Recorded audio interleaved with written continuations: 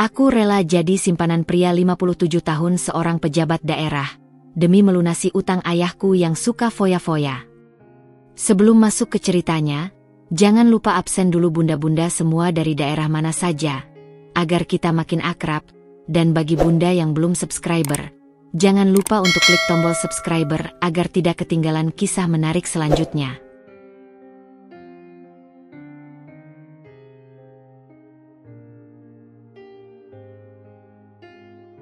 Angin sore yang sejuk seharusnya membawa ketenangan, tapi bagi Farida, 24 tahun, sore itu hanya menambah sesak di dadanya. Aroma melati dari pohon di halaman depan rumah yang biasa ia hirup dengan sukacita, kini terasa menusuk, seolah mengejek ironi kehidupannya.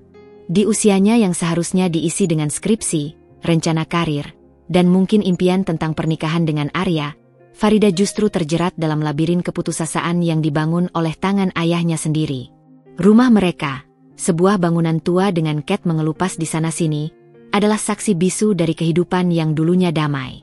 Ibunya, Fatimah, seorang wanita sederhana dengan hati emas, selalu berhasil menambal kekurangan finansial keluarga dengan jualan kue-kue tradisional. Ayahnya, Basuki, seorang pria yang selalu disapa Pak Haji oleh tetangga karena rajin salat dan ceramah ringan di musala, adalah wajah palsu dari kekacauan finansial yang tersembunyi. Basuki memiliki karisma yang membuat orang mudah percaya, dan itulah yang ia gunakan untuk melancarkan hobi terlarangnya, judi dan foya-foya. Farida masih ingat betul pagi itu, 6 bulan lalu, ketika dunia mereka runtuh. Ia baru saja pulang dari kampus, pikirannya penuh dengan revisi bab 1 skripsinya, saat melihat pemandangan yang membuat jantungnya mencelos. 3 pria berbadan besar, bertato, dengan tatapan dingin, berdiri di ruang tamu mereka. Salah satunya memegang berkas tebal berisi surat-surat kepemilikan aset, termasuk rumah ini. Utang Basuki sudah jatuh tempo. Kalau tidak dilunasi minggu depan, semua aset ini akan kami sita, kata salah satu dari mereka dengan suara berat, menggelegar seperti guntur di tengah keheningan.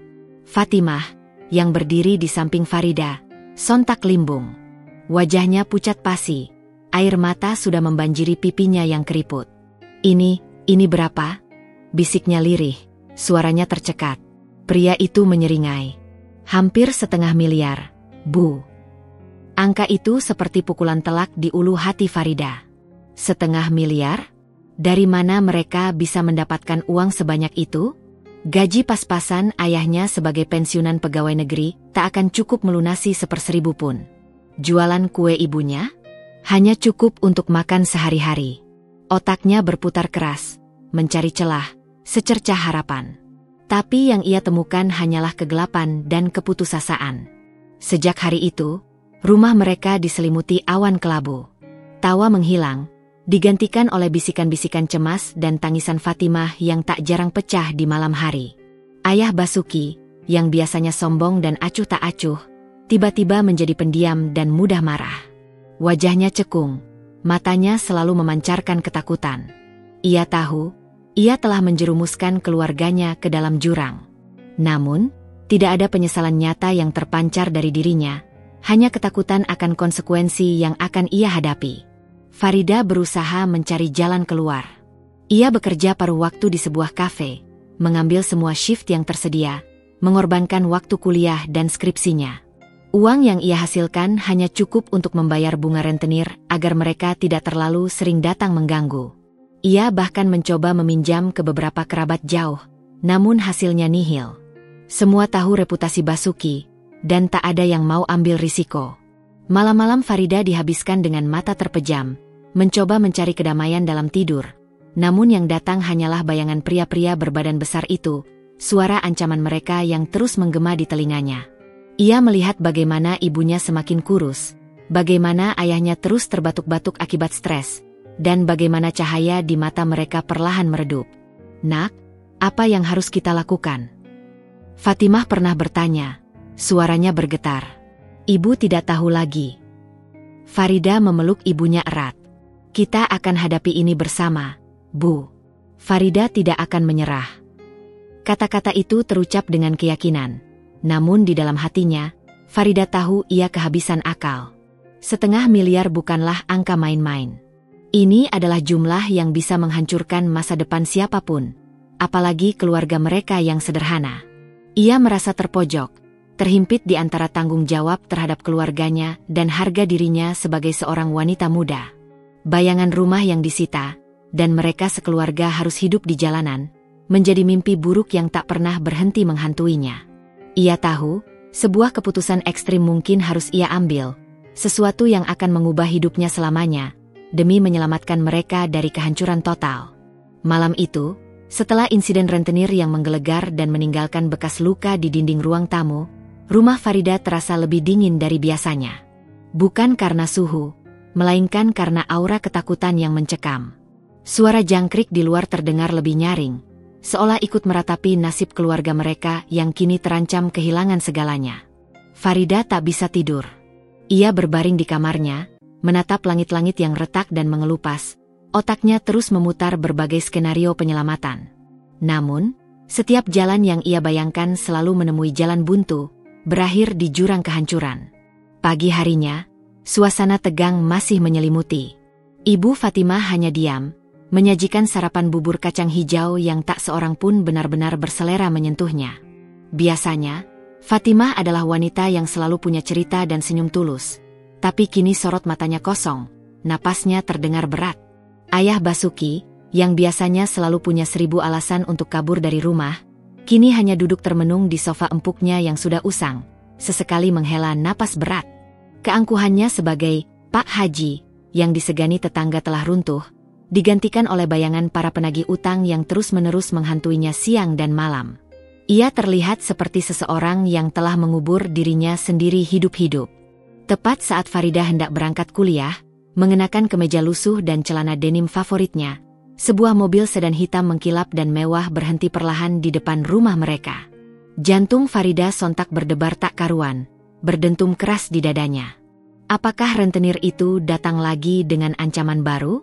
Namun, yang keluar dari mobil bukanlah preman berwajah sangar seperti minggu lalu, melainkan seorang pria parubaya yang tampak sangat terawat. Ia mengenakan kemeja batik sutra berwarna gelap yang mahal, rambutnya tertata rapi meski mulai memutih di pelipis, dan sebuah arloji emas melingkar di pergelangan tangannya.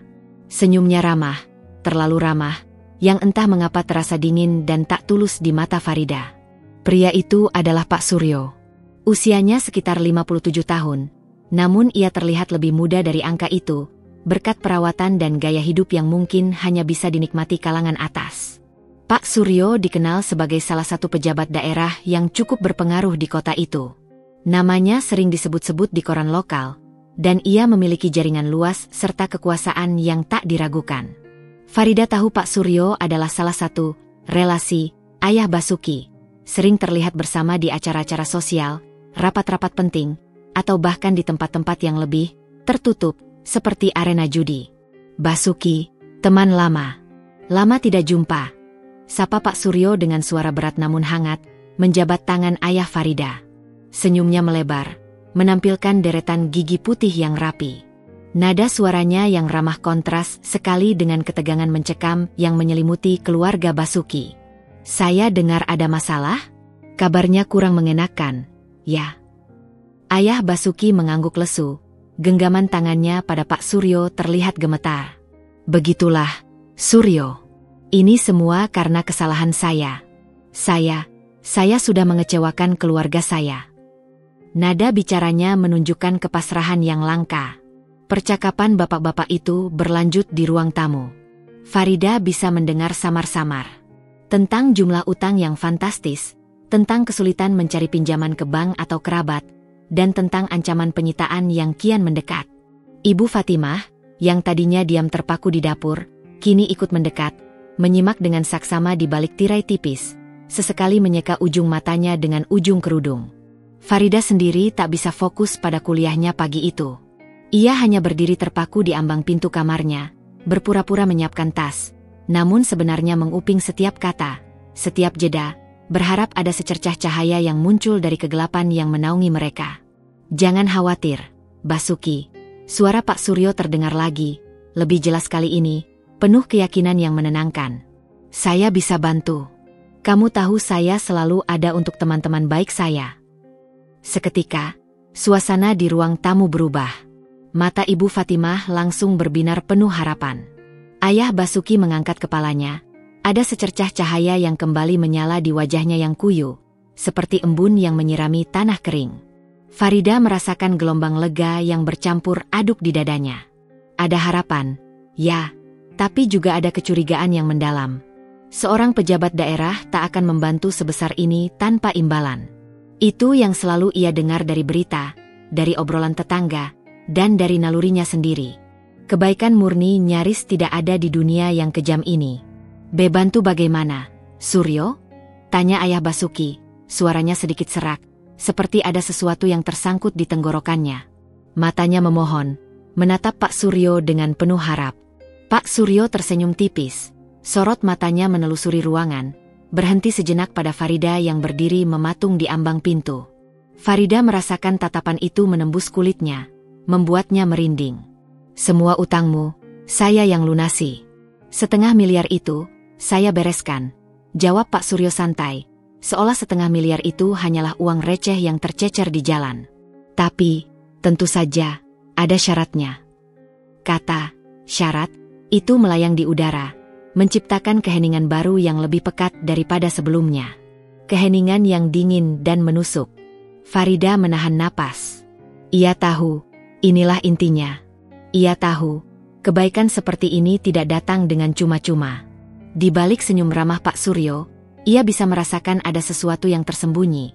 Sesuatu yang akan menuntut harga yang jauh lebih mahal daripada sekadar uang.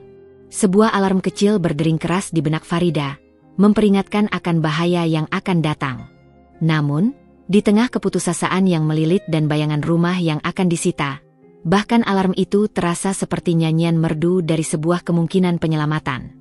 Farida tahu, apapun syaratnya, ia mungkin tidak punya pilihan selain mendengarkannya. Keheningan setelah Pak Suryo mengucapkan kata "syarat" terasa begitu pekat, seolah menyelimuti seluruh ruangan. Udara menjadi tebal. Setiap detiknya menggantung berat. Farida menahan napas, dadanya bergemuruh, jantungnya berpacu seperti drum yang dipukul bertalu-talu. Ia bisa merasakan tatapan Pak Suryo yang masih tertuju padanya, tajam dan penuh arti, seolah ingin membaca setiap pikiran yang melintas di benaknya. Fatimah, ibunya, tampak tak sabar menunggu. Matanya menyeratkan harapan yang begitu besar hingga Farida merasa tercekik. Ada kerutan cemas di dahi Fatimah, sekaligus secercah doa yang memohon agar syarat itu bukanlah sesuatu yang akan mengorbankan putrinya. Hanya Ayah Basuki yang menunduk, entah karena rasa malu yang mendalam atau karena sudah menduga arah pembicaraan ini, bahkan mungkin sudah mengetahui persis apa yang akan diucapkan Pak Suryo. "Syaratnya sederhana, Basuki," ujar Pak Suryo, suaranya tenang namun mengandung kekuatan yang tak terbantahkan, layaknya seorang jenderal yang memberi perintah.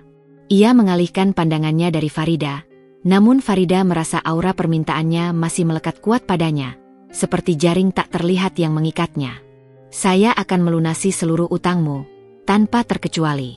Kamu tak perlu khawatir lagi dengan rentenir yang datang mengancam atau kehilangan rumah ini yang sudah menjadi tempat tinggal kalian selama puluhan tahun." Ia berhenti sejenak, menyesap kopi yang tadi disuguhkan Fatimah dengan gerakan anggun, seolah menikmati momen ketegangan yang ia ciptakan. Sebagai gantinya. Jeda itu terasa sangat lama bagi Farida, sebuah siksaan psikologis yang tak berkesudahan. Setiap detiknya seperti jarum es yang menusuk kulitnya, memperlambat denyut nadi. Ia tahu ini akan mengarah ke sana. Instingnya, nalurinya sebagai seorang wanita, berteriak kencang memperingatkan. "Farida," lanjut Pak Suryo, kini menatap lurus ke arah Farida. Ada senyum tipis di bibirnya, bukan senyum hangat yang meneduhkan, melainkan senyum seorang pemangsa yang telah menemukan mangsanya, senyum licik yang bersembunyi di balik keramahan palsu. "Saya ingin Farida mendampingi saya. Bukan sebagai istri, tentu saja. Istri saya masih ada dan kami baik-baik saja. Tapi, sebagai pendamping pribadi. Seseorang yang bisa saya ajak makan malam sesekali, menemani saya di acara-acara penting yang tidak ingin saya datangi sendirian, atau sekadar berbincang di waktu luang saya yang terbatas." Dunia Farida seolah berhenti berputar. Udara di sekitarnya terasa menipis, menyesakkan paru-parunya. Tubuhnya membeku, darahnya serasa berhenti mengalir.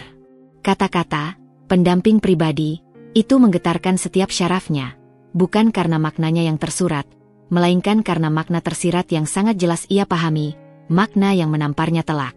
Itu adalah istilah halus untuk simpanan. Seorang wanita yang akan digunakan untuk kesenangan, tanpa ikatan, tanpa harga diri, sebuah boneka yang bisa dimainkan kapan saja. Fatimah terkesiap, seperti seseorang yang baru saja disiram air dingin. Wajahnya yang tadinya berbinar kini berubah pucat pasi, ekspresinya dipenuhi rasa jijik dan penyesalan. Ia menatap Pak Suryo tak percaya, seolah baru saja mendengar sebuah lelucon keji, lalu beralih menatap Farida dengan sorot mata terluka dan diliputi rasa bersalah yang teramat dalam. Sementara itu, ayah Basuki, yang semula menunduk, kini mengangkat kepalanya. Ada kerutan dalam didahinya, seolah baru saja memahami sepenuhnya apa yang Pak Suryo katakan. Namun, Farida bisa melihat, di balik kerutan itu, ada secercah pemikiran yang mengerikan, untuk menerima. Baginya, lunasnya utang dan bebas dari cengkeraman rentenir jauh lebih penting daripada kehormatan putrinya sendiri. Apa maksud Bapak? Farida berhasil mengeluarkan suara, meskipun serak dan bergetar, seperti ada kerikil yang tersangkut di tenggorokannya. Ia berusaha menjaga agar suaranya terdengar setenang mungkin, meskipun di dalam dirinya ada badai yang mengamuk, gemuruh amarah dan ketakutan yang bercampur aduk. Pak Suryo terkekeh pelan, tawa kecil yang terdengar meremehkan. Saya pikir cukup jelas, Farida. Kamu cantik, cerdas, dan saya yakin kamu bisa menjadi teman bicara yang menyenangkan. Tentu saja, saya tidak akan membiarkanmu kesulitan sedikitpun. Semua kebutuhanmu akan saya penuhi. Kuliahmu, skripsimu, bahkan jika kamu ingin melanjutkan studi ke jenjang yang lebih tinggi, akan saya biayai sepenuhnya. Dan yang terpenting, utang ayahmu akan lunas. Rumah ini akan aman, kalian tidak akan kehilangan apa-apa. Ia mengucapkan semua itu dengan nada yang begitu santai, seolah sedang menawarkan sebuah liburan mewah ke luar negeri, bukan sebuah tawaran yang akan menghancurkan jiwa seseorang. Farida merasa mual, ingin muntah. Pria ini, seorang pejabat terhormat di mata masyarakat, bisa bicara seperti itu tanpa sedikit pun rasa bersalah, tanpa secuil pun empati. Ia melihat Farida bukan sebagai manusia dengan impian dan harga diri, melainkan sebagai komoditas, sebuah alat penukar utang yang bisa dibeli dengan mudah. Konflik batin Farida meledak, bergejolak seperti lahar panas. Satu sisi otaknya berteriak histeris. Tidak, jangan pernah menerima ini. Ini adalah penghinaan terbesar. Ini adalah penjualan diri yang terang-terangan. Harga dirinya menjerit, berontak ingin lepas dari cengkeraman takdir keji ini. Namun, sisi lain otaknya memutar kembali ingatan tentang wajah putus asa ibunya yang semakin kurus, tangisan pilu di malam hari, ancaman rentenir yang keji dan tak kenal ampun, dan bayangan rumah mereka yang akan disita, membuat mereka sekeluarga terlunta-lunta di jalanan. Apa gunanya menjaga harga diri jika keluarganya harus hidup sengsara di bawah jembatan? Apa gunanya mengejar mimpi dan masa depan jika orang tuanya menderita tanpa henti? Fatimah akhirnya bersuara lagi, suaranya lebih lemah dari bisikan. Pak Suryo, apa tidak ada cara lain? Yang lebih layak? Pak Suryo tersenyum tipis, matanya menyipit penuh perhitungan. Ini cara paling cepat dan mudah, Bu Fatimah. Dan tidak ada yang akan tahu. Ini akan menjadi rahasia kita. Rahasia yang hanya kita bertiga, dan Farida yang tahu. Ia sengaja menekan kata rahasia, seolah ingin memperingatkan. Matanya kembali menatap Farida, menunggu jawaban, menuntut sebuah keputusan. Farida merasa terpojok, terhimpit oleh dinding tak kasat mata. Ia memandang wajah ibunya yang menatapnya dengan pilu, seolah meminta Farida untuk menolak tawaran terkutuk ini. Namun di saat yang sama, sorot mata itu juga memancarkan keputusasaan yang begitu dalam, seolah mengizinkan Farida untuk mengorbankan diri demi keselamatan mereka. Lalu ia menatap ayahnya, Basuki, yang kini menatap Pak Suryo dengan mata penuh permohonan, nyaris tanpa rasa malu. Keinginan untuk bebas dari jerat utang, untuk kembali ke kehidupannya yang nyaman, jauh lebih besar daripada kepeduliannya terhadap kehormatan putrinya sendiri. Dalam keheningan yang menyesakan itu, di bawah tekanan tatapan penuh harap dan perhitungan, Farida tahu, ia harus memilih. Memilih antara menjaga harga dirinya yang terasa begitu rapuh dan membiarkan keluarganya hancur berkeping-keping, atau mengorbankan segalanya, jiwanya, demi keselamatan mereka dari kehancuran total. Dan di tengah tekanan yang luar biasa itu, keputusan yang paling menyakitkan mulai terbentuk di benak Farida. Sebuah keputusan yang akan mengubah seluruh jalan hidupnya selamanya. Udara di ruang tamu terasa begitu berat, seolah dipenuhi butiran-butiran kaca yang tajam. Farida menatap Pak Suryo, tatapan mata mereka bertemu. Di mata pria itu, Farida melihat kesabaran seorang pemburu yang menunggu mangsanya masuk ke dalam perangkap, dan sedikit kepuasan yang tersembunyi. Di matanya sendiri, Farida tahu hanya ada kehancuran dan ketakutan yang tak terkira. "Farida, nak," suara Ibu Fatimah memecah keheningan, syarat akan kepiluan. Jangan lakukan ini, nak. Ibu tidak mau kamu terpaksa." Suara Fatimah bergetar, air mata sudah menggenang di pelupuk matanya. Ia meraih tangan Farida, menggenggamnya erat, seolah ingin memberinya kekuatan, sekaligus menahannya untuk tidak melangkah ke jurang itu. Namun, di sisi lain, ayah Basuki tetap diam. Ia menatap lantai, seolah lantai itu lebih menarik daripada wajah putrinya yang sedang diambang kehancuran. Keheningan Basuki justru lebih menyakitkan bagi Farida daripada 1000 kata makian.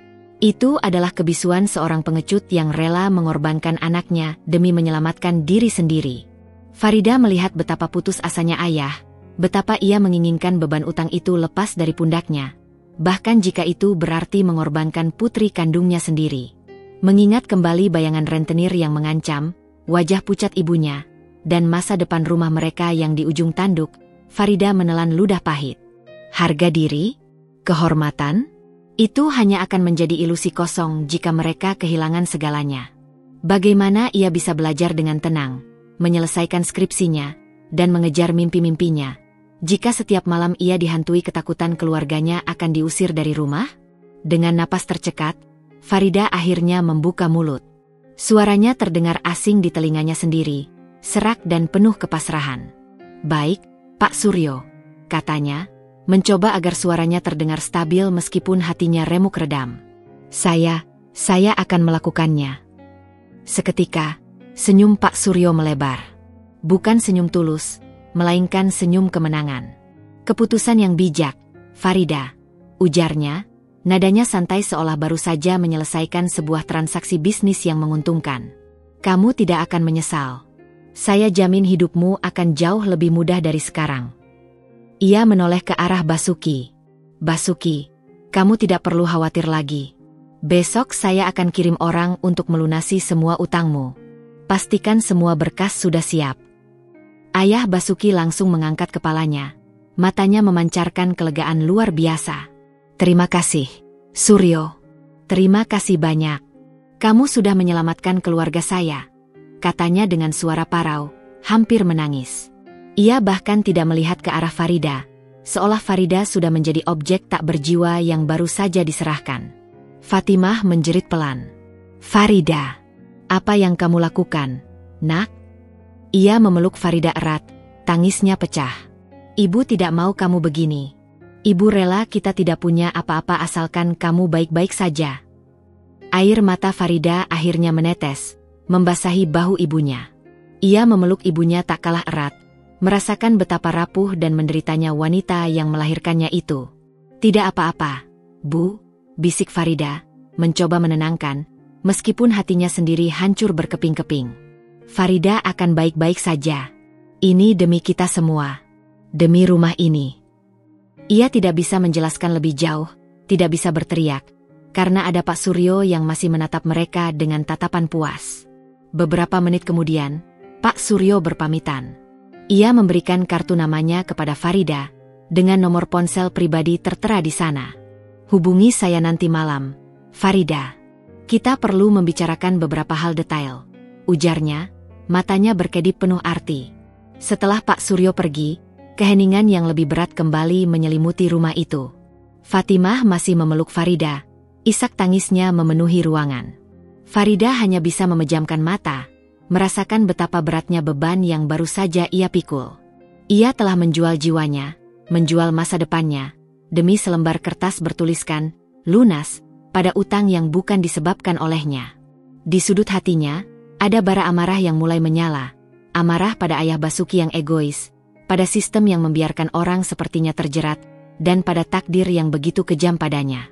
Ini adalah awal dari sebuah babak baru yang gelap dalam hidup Farida. Sebuah pengorbanan yang tak terucap, yang hanya bisa ia pikul sendirian.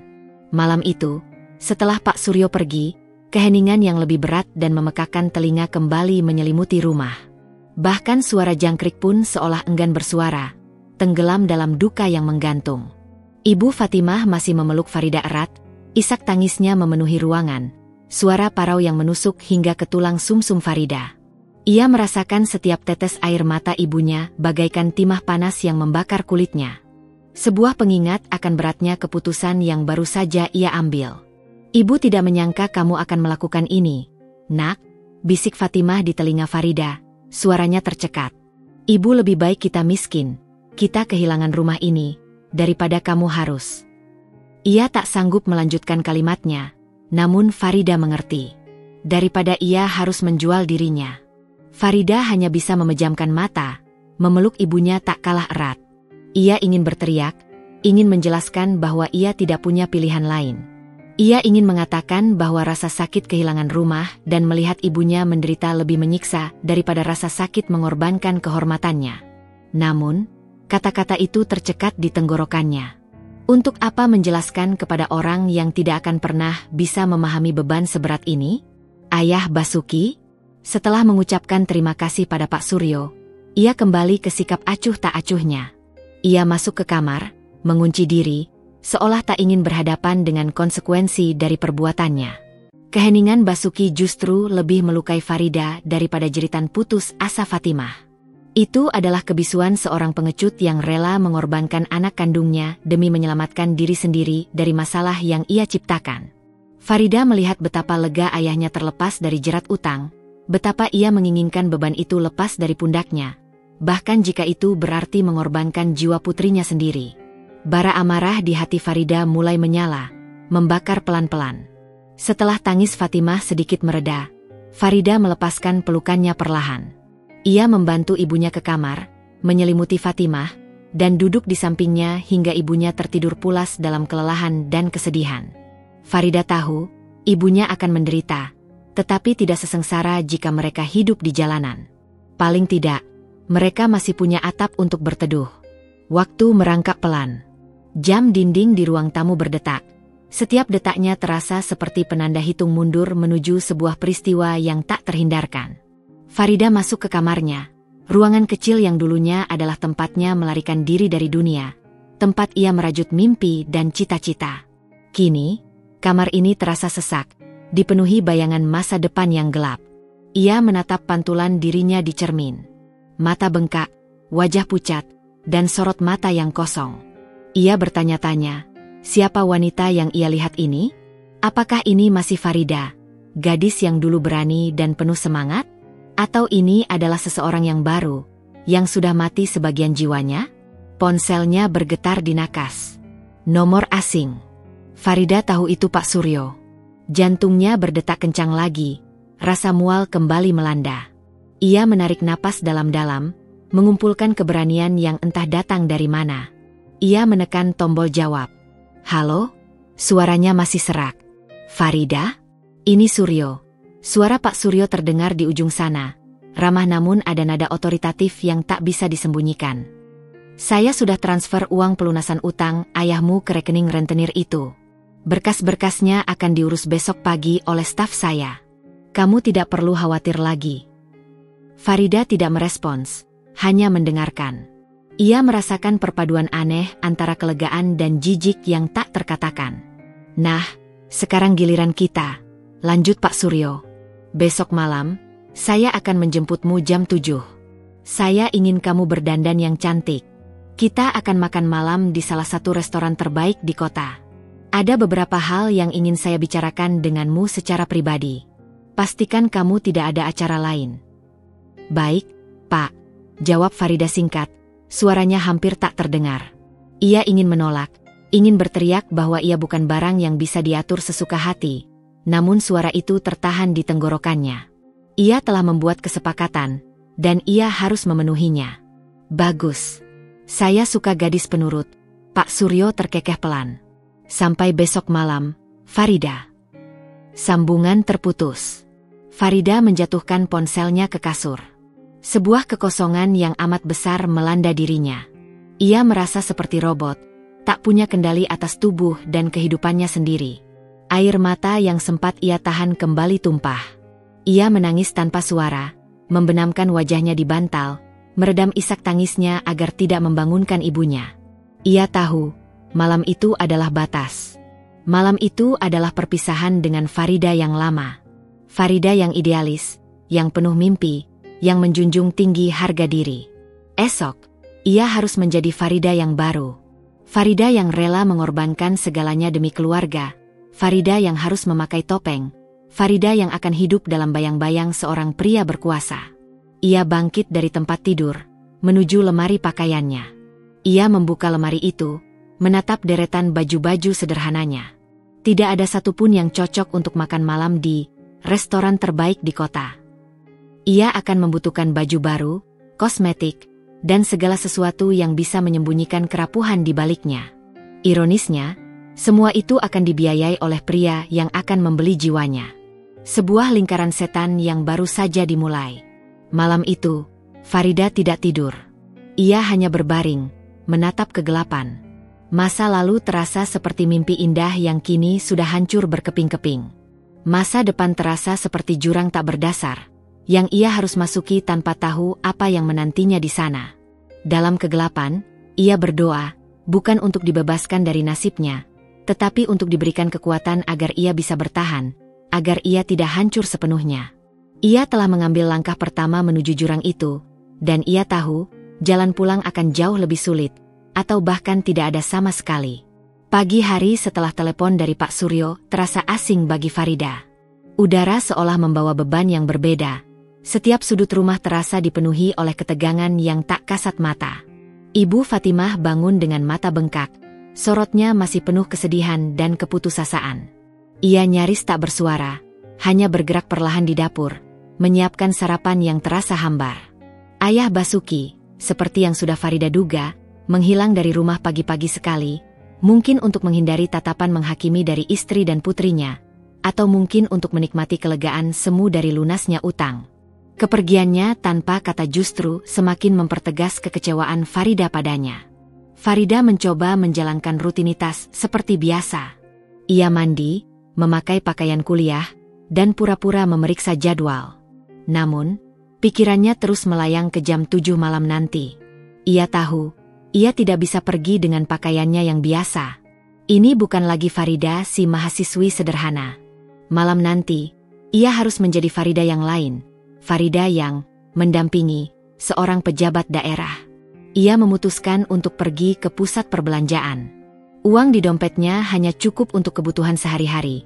Namun ia tahu Pak Suryo telah berjanji akan memenuhi kebutuhannya. Dengan tangan bergetar, Farida mencari kontak Pak Suryo dan mengirim pesan singkat. Selamat pagi, Pak. Saya ingin meminta izin untuk membeli beberapa pakaian untuk nanti malam. Saya khawatir pakaian yang saya miliki tidak sesuai. Beberapa detik kemudian, ponselnya bergetar. Sebuah notifikasi transfer masuk. Jumlahnya membuat Farida terbelalak. 5 juta rupiah. Seketika, kelegaan bercampur rasa jijik kembali menyelimuti dirinya. Uang ini, uang yang seharusnya bisa digunakan untuk membeli banyak hal, kini terasa seperti belenggu emas. Dengan langkah ragu, Farida naik angkutan umum menuju mal terbesar di kota. Ia berjalan di antara toko-toko mewah, melihat gaun-gaun indah yang harganya mungkin setara dengan SPP kuliahnya setahun. Ia merasa seperti alien, sebuah perbandingan yang mencolok antara dirinya yang asli dan persona yang harus ia bangun. Akhirnya, ia memilih sebuah gaun sederhana berwarna gelap, namun elegan, yang membalut tubuhnya dengan anggun. Ia juga membeli sepasang sepatu hak tinggi yang tidak terlalu mencolok, serta beberapa alat rias yang selama ini tak pernah ia sentuh. Saat membayar, ia merasakan tatapan aneh dari kasir, mungkin karena caranya memilih barang atau ekspresinya yang terlalu serius. Ia mencoba mengabaikannya. Kembali ke rumah, Farida menghabiskan sorenya di kamar. Ia mengunci pintu, menyingkirkan semua buku kuliahnya, dan mulai proses transformasi. Ia mengoleskan foundation untuk menyamarkan kantung mata yang menghitam, memoles bibirnya dengan lipstik warna merah tua, dan mencoba menyisir rambutnya agar terlihat lebih dewasa. Setiap sentuhan riasan terasa seperti lapisan topeng yang ia kenakan, bukan untuk mempercantik diri, melainkan untuk menyembunyikan Farida yang sesungguhnya. Saat ia mengenakan gaun itu, ia menatap dirinya di cermin. Bukan lagi Farida yang ia kenal. Wanita di cermin itu tampak lebih matang, lebih misterius, dan entah mengapa, lebih rapuh. Ada kilatan sedih di matanya yang tak bisa disembunyikan oleh riasan tebal. Ini adalah Farida yang baru, Farida yang siap untuk menari di atas panggung sandiwara yang ia benci. Tepat pukul 19, sebuah klakson mobil membunyikan nada lembut di depan rumah. Farida tahu itu Pak Suryo. Jantungnya berdebar kencang, seolah ingin melompat keluar dari dadanya.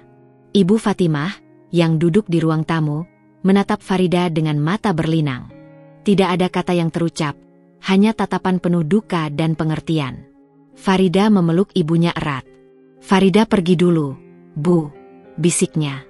Ia melangkah keluar, langkahnya terasa berat, seolah setiap inci kakinya terbuat dari timah. Mobil Pak Suryo, sedan mewah berwarna hitam yang sama, sudah menunggu. Seorang sopir membukakan pintu untuknya. Di kursi belakang, Pak Suryo tersenyum hangat, namun senyum itu sama sekali tidak sampai ke matanya. "Kamu terlihat cantik, Farida," pujinya, matanya menelusuri Farida dari ujung kepala hingga kaki. Ada kepuasan dalam suaranya, seolah ia baru saja membeli sebuah mahakarya.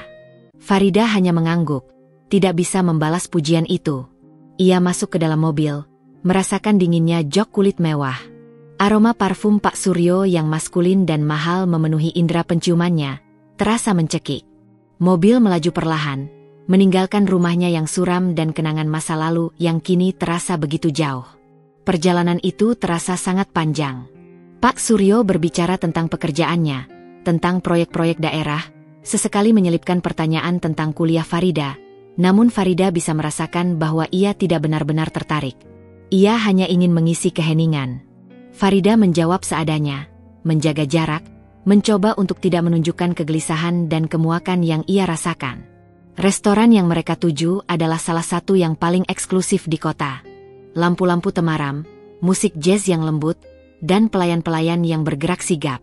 Farida merasa canggung, tidak pada tempatnya. Ia melihat sekeliling, berharap tidak ada teman kuliah atau orang yang ia kenal di sana. Ia harus menjaga rahasia ini. Pak Suryo memesan makanan yang harganya mungkin setara dengan biaya makan keluarganya sebulan. Selama makan malam, Pak Suryo terus berbicara tentang dirinya, tentang pencapaiannya, tentang bagaimana ia memajukan daerah. Farida hanya mendengarkan, sesekali mengangguk atau memberikan senyum tipis yang terasa kaku di wajahnya.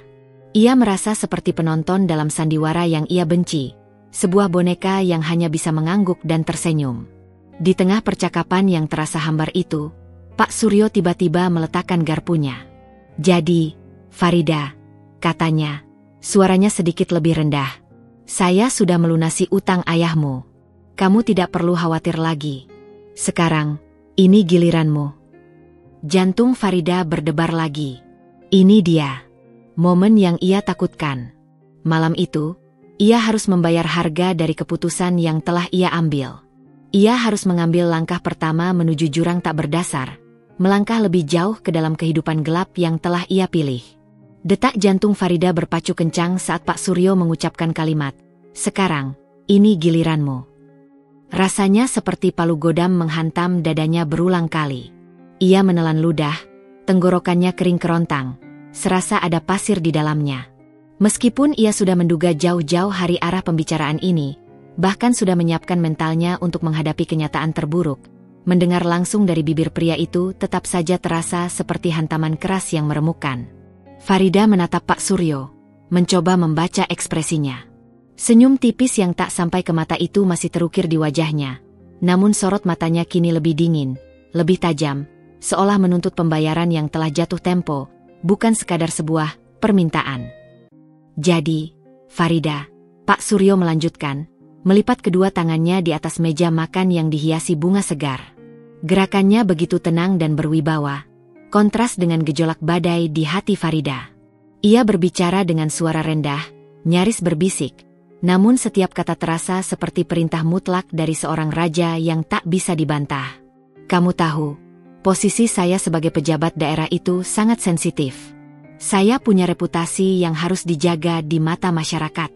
Keluarga saya juga terpandang. Saya tidak bisa sembarangan menunjukkan hubungan kita di depan umum. Ini akan menjadi bumerang bagi saya, dan tentu saja, bagi kamu juga.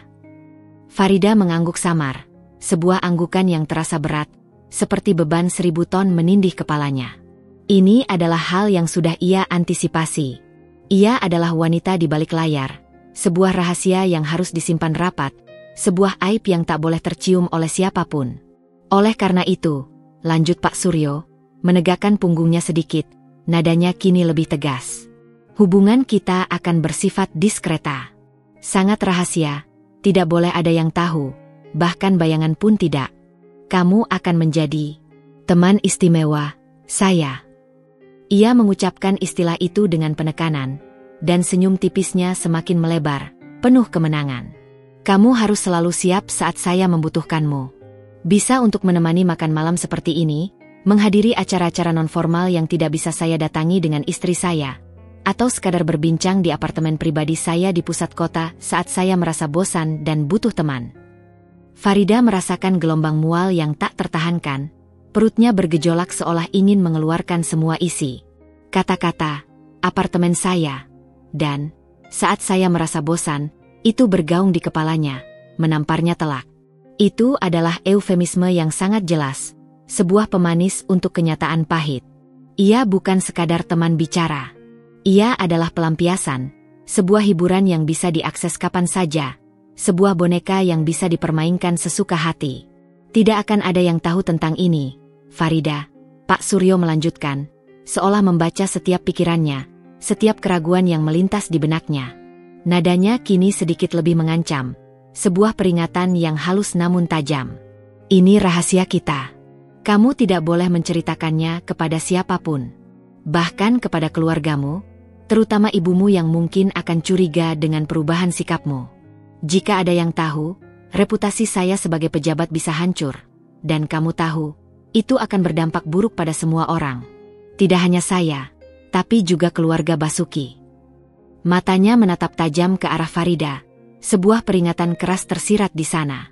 Peringatan tentang konsekuensi yang mengerikan jika ia berkhianat atau bahkan sekadar tergelincir lidah.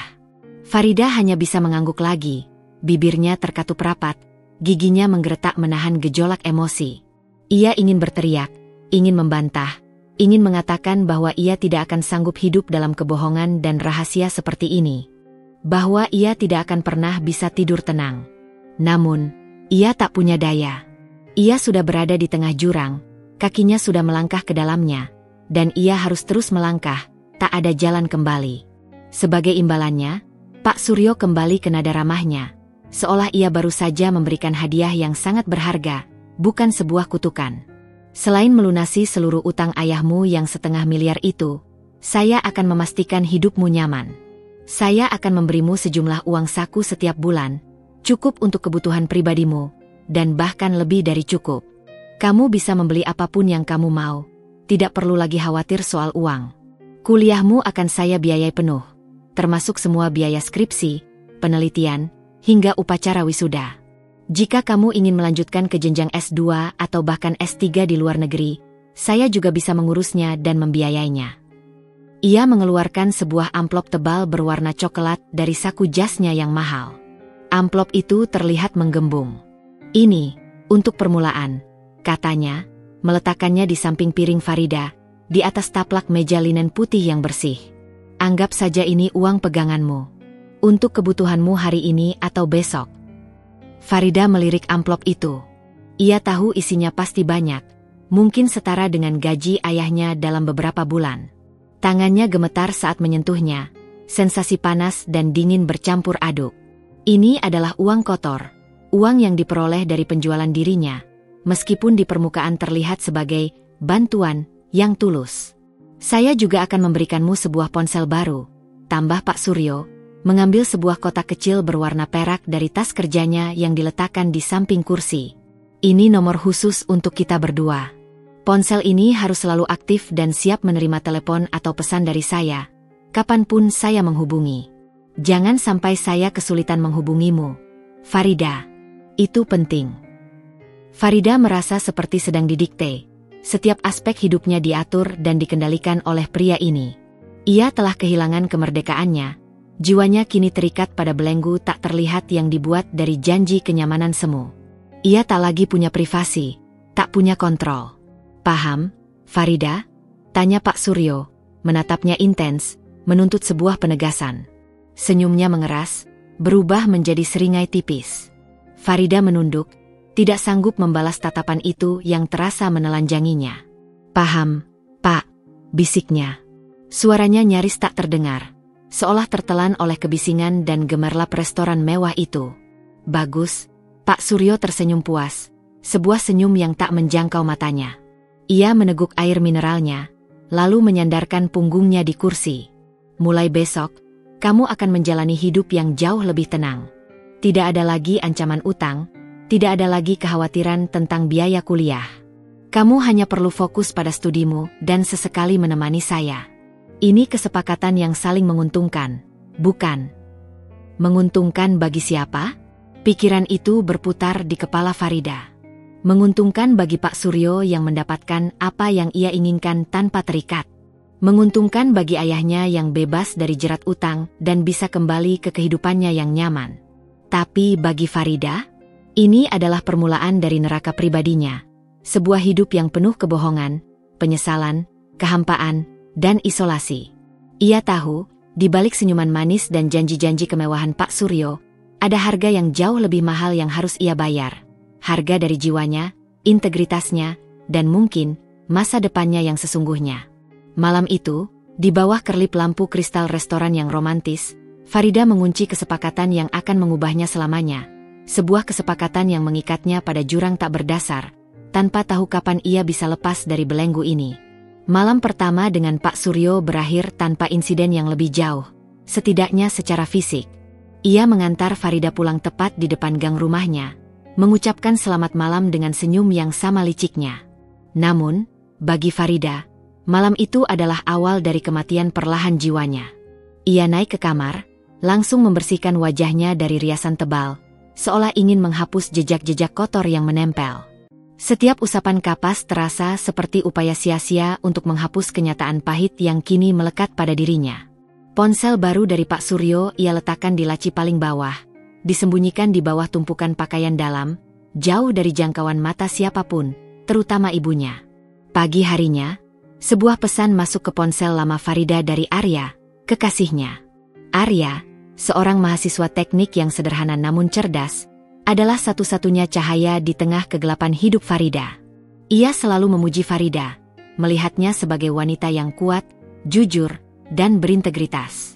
Membalas pesan Arya terasa seperti menusuk dirinya sendiri. Bagaimana bisa ia mempertahankan hubungan ini jika ia harus hidup dalam kebohongan besar? Rasa bersalah menggerogoti setiap sel tubuhnya. Hari-hari berikutnya adalah neraka bagi Farida.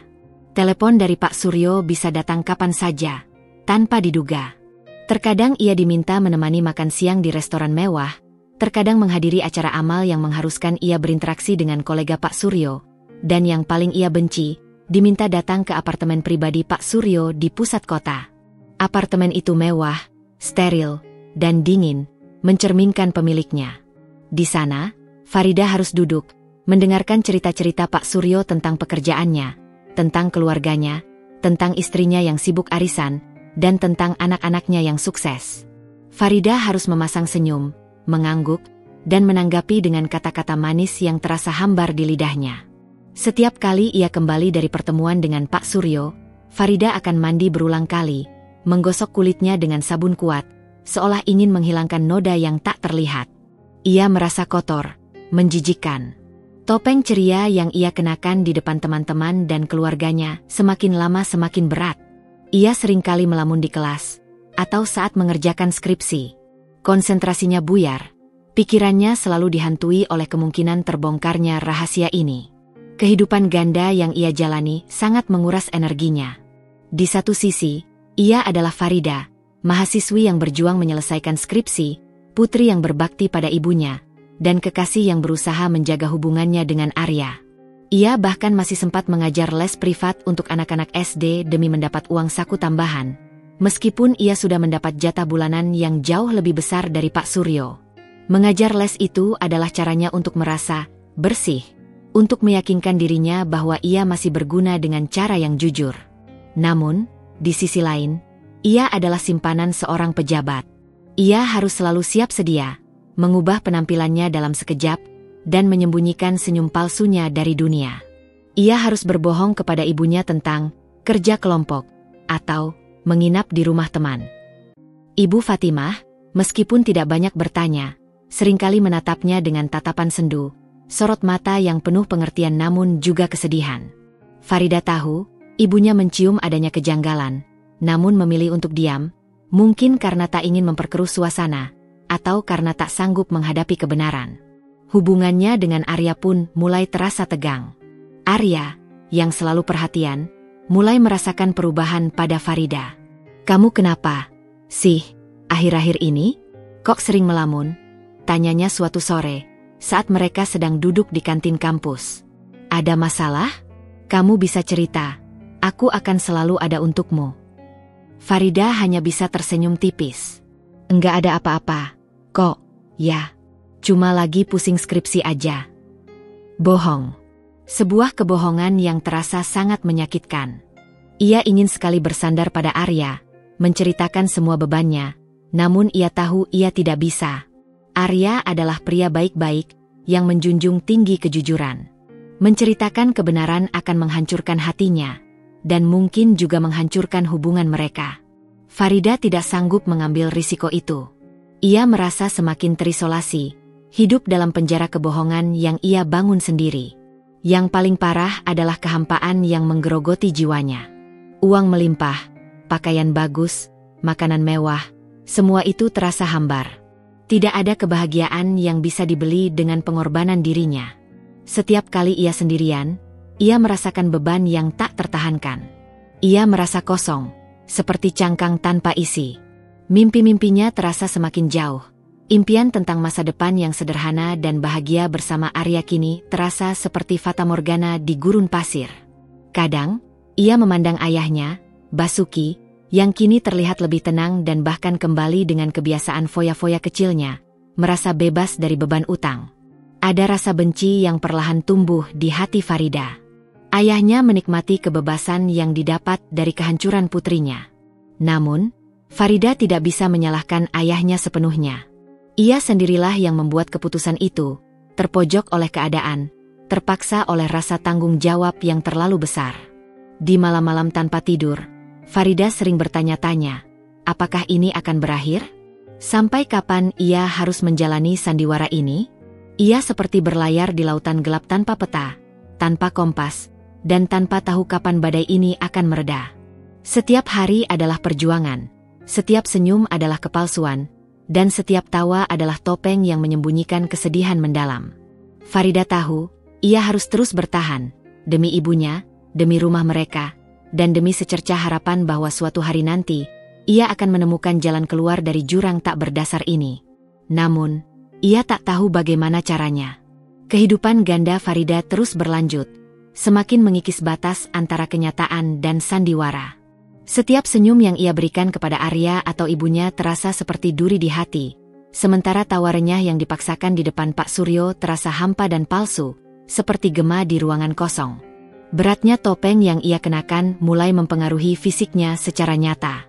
Ia sering terbangun dengan kepala pusing yang berdenyut-denyut, nafsu makan berkurang drastis hingga tubuhnya terasa semakin ringan, dan matanya selalu terlihat lelah, dengan lingkaran hitam samar di bawahnya, meskipun ia sudah tidur cukup lama. Suatu sore, saat Farida sedang membantu Ibu Fatimah membuat kue bolu di dapur kecil mereka yang berbau harum, ponsel baru yang diberikan Pak Suryo bergetar. Ponsel itu selalu ia simpan di dalam tas kuliahnya. Bahkan saat di rumah, disembunyikan rapat-rapat agar tidak ada yang curiga. Farida segera meraihnya. Jantungnya berdebar kencang, firasat buruk menyelimuti. Pesan singkat dari Pak Suryo berbunyi. Siap-siap, jam 8 malam saya jemput. Ada acara penting. Saya sudah siapkan gaunnya. Farida melirik jam dinding tua di dapur. Pukul 5 sore. Hanya 3 jam lagi. Ia menatap ibunya yang sedang asyik menguleni adonan dengan tangan penuh tepung. Ibu Fatimah tampak begitu polos, tak menyadari intrik gelap yang akan kembali menjerat putrinya. Bu, Farida harus pergi sebentar. Ada tugas kelompok mendadak di rumah teman. Ucapnya, mencoba terdengar sesantai mungkin, meskipun suaranya terasa kaku dan dipaksakan. Ibu Fatimah menghentikan tangannya. Adonan kue masih menempel di jemarinya. Ia menatap Farida dengan sorot mata yang sulit diartikan. Ada kesedihan yang dalam di sana, juga semacam penerimaan pahit, seolah ia sudah mengetahui sebagian kebenaran yang tak terucap. Hati-hati, nak. Hanya itu yang keluar dari bibirnya, tanpa senyum, tanpa pelukan hangat seperti biasanya. Fatimah tahu ada yang tidak beres. Ia bisa merasakan perubahan pada putrinya, namun ia memilih untuk tidak bertanya. Ia tahu, menanyakan akan membuka luka yang lebih dalam, luka yang mungkin tak sanggup ia obati. Farida bergegas ke kamarnya. Ia merasakan desakan waktu dan kecemasan yang membuncah. Sebuah kotak besar berwarna perak, dengan logo butik mewah, sudah tergeletak di tempat tidurnya. Pasti dikirim oleh Pak Suryo melalui kurir pribadinya. Di dalamnya, sebuah gaun malam berwarna marun dengan potongan elegan, terlihat sangat mahal dan mewah. Kainnya lembut di sentuhan, namun terasa berat di hati Farida. Ia memakainya, lalu duduk di depan meja rias. Tangan gemetar mengoleskan make up, mencoba menutupi jejak-jejak lelah dan kesedihan yang tak bisa disembunyikan oleh kantung mata yang menghitam. Setiap sapuan kuas terasa seperti menambahkan lapisan penipu pada dirinya, membangun tembok antara dirinya yang asli dan persona yang harus ia tampilkan. Saat ia mengenakan gaun itu, ia menatap dirinya di cermin. Bukan lagi Farida yang ia kenal. Wanita di cermin itu tampak lebih matang, lebih misterius, dan entah mengapa, lebih rapuh. Ada kilatan sedih yang samar namun jelas di matanya yang tak bisa disembunyikan oleh riasan tebal sekalipun. Ini adalah Farida yang baru, Farida yang siap untuk menari di atas panggung sandiwara yang ia benci, siap menjual ilusi demi ilusi. Tepat pukul 19.58, sebuah klakson mobil membunyikan nada lembut di depan gang rumah mereka. Farida tahu itu Pak Suryo. Jantungnya berdebar kencang, seolah ingin melompat keluar dari dadanya, berdetak seiring dengan detak jam yang membawanya semakin dekat ke jurang. Ibu Fatimah, yang duduk sendirian di ruang tamu, menatap Farida dengan mata berlinang saat putrinya melangkah keluar kamar. Tidak ada kata yang terucap di antara mereka, hanya tatapan penuh duka dan pengertian yang mendalam. Farida memeluk ibunya erat. Farida pergi dulu, Bu, bisiknya, suaranya tercekat. Ia melangkah keluar, langkahnya terasa berat, seolah setiap inci kakinya terbuat dari timah yang menindihnya. Mobil Pak Suryo, sedan mewah berwarna hitam mengkilap yang sama, sudah menunggu di ujung gang. Seorang sopir berseragam rapi membukakan pintu untuknya. Farida melangkah masuk, mencoba menyembunyikan wajahnya dari pandangan tetangga yang mungkin masih berkeliaran di luar. Di kursi belakang, Pak Suryo tersenyum hangat, namun senyum itu sama sekali tidak sampai ke matanya. Hanya seulas seringai kepuasan. Kamu terlihat sangat cantik malam ini, Farida, pujinya, matanya menelusuri Farida dari ujung kepala hingga kaki, seolah sedang menilai sebuah benda berharga. Ada kepuasan dalam suaranya, seolah ia baru saja membeli sebuah mahakarya. Farida hanya mengangguk tipis, tidak bisa membalas pujian itu. Ia sudah lelah berpura-pura, lelah tersenyum. Ia masuk ke dalam mobil, merasakan dinginnya jok kulit mewah yang terasa asing di kulitnya. Aroma parfum Pak Suryo yang maskulin dan mahal memenuhi indera penciumannya, terasa mencekik, seperti gas beracun. Mobil melaju perlahan, meninggalkan rumahnya yang suram dan kenangan masa lalu yang kini terasa begitu jauh, terkubur di bawah lapisan kebohongan. Perjalanan itu terasa sangat panjang, setiap menitnya adalah siksaan.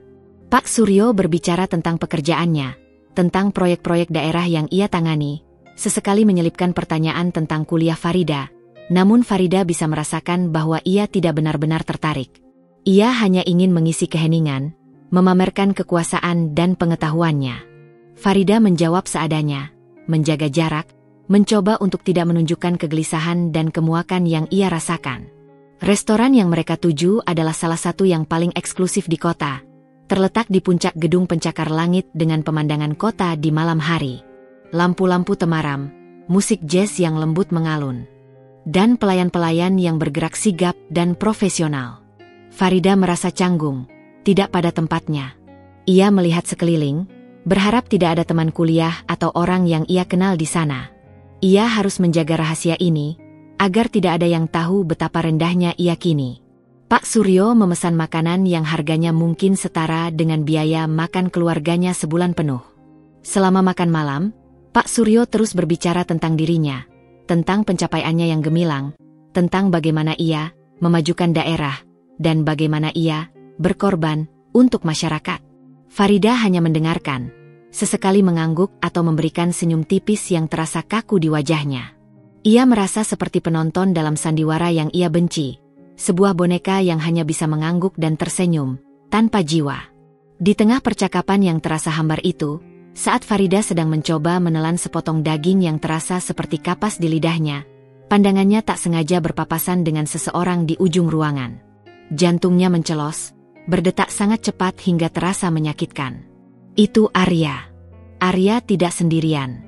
Ia bersama beberapa teman kampusnya, terlihat sedang menikmati hidangan ringan di meja bundar. Mata Arya membelalak saat melihat Farida dalam balutan gaun mewah, di samping Pak Suryo yang tertawa lepas.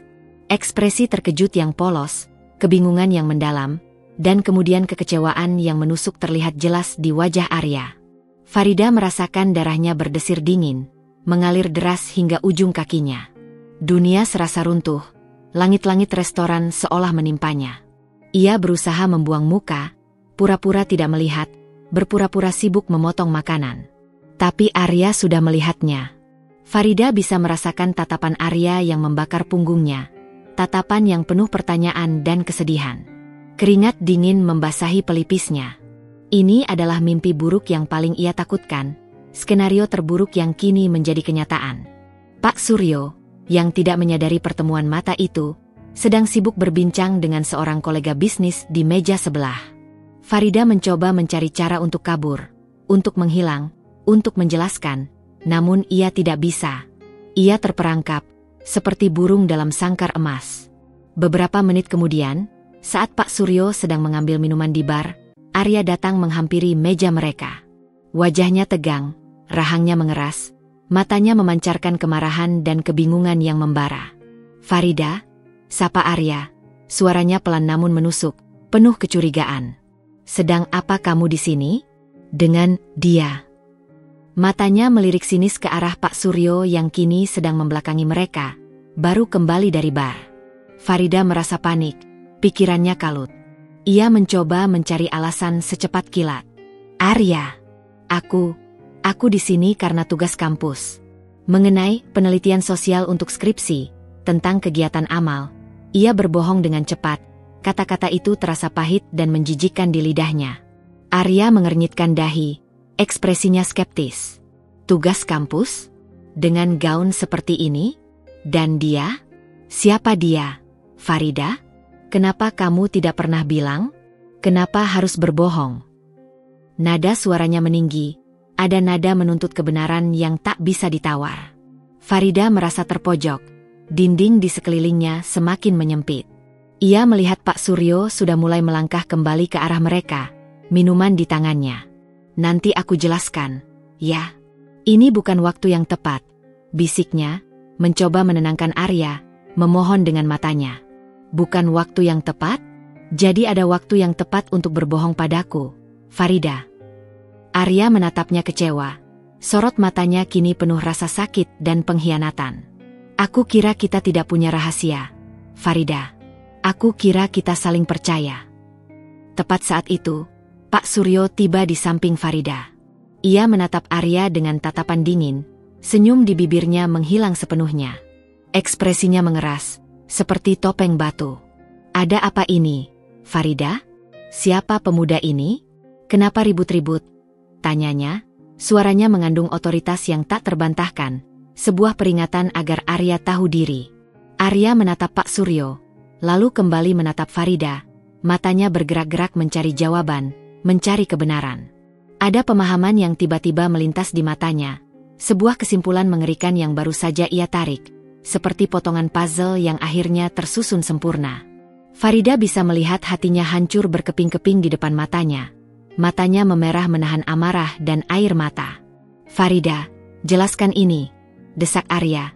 Suaranya kini lebih tinggi, menarik perhatian beberapa tamu di sekitarnya. Ketegangan menggantung di udara, membuat suasana restoran yang elegan menjadi mencekam. Farida terdiam, tidak tahu harus berkata apa. Ia terjebak dalam jaring kebohongan yang ia anyam sendiri. Benang-benangnya kini telah putus, dan ia jatuh terjerembab ke dalam jurang yang lebih dalam. Pertemuan tak terduga ini, lebih dari segalanya, adalah awal dari kehancuran hubungan yang selama ini menjadi satu-satunya pelabuhan aman baginya. Suara Arya yang meninggi, menuntut penjelasan, menggema dan membeku di udara restoran mewah itu, menciptakan keheningan yang canggung. Beberapa pasang mata di sekitar mereka, yang tadinya asyik menikmati hidangan atau percakapan, kini mulai melirik penasaran, mengamati drama yang sedang berlangsung di meja Farida.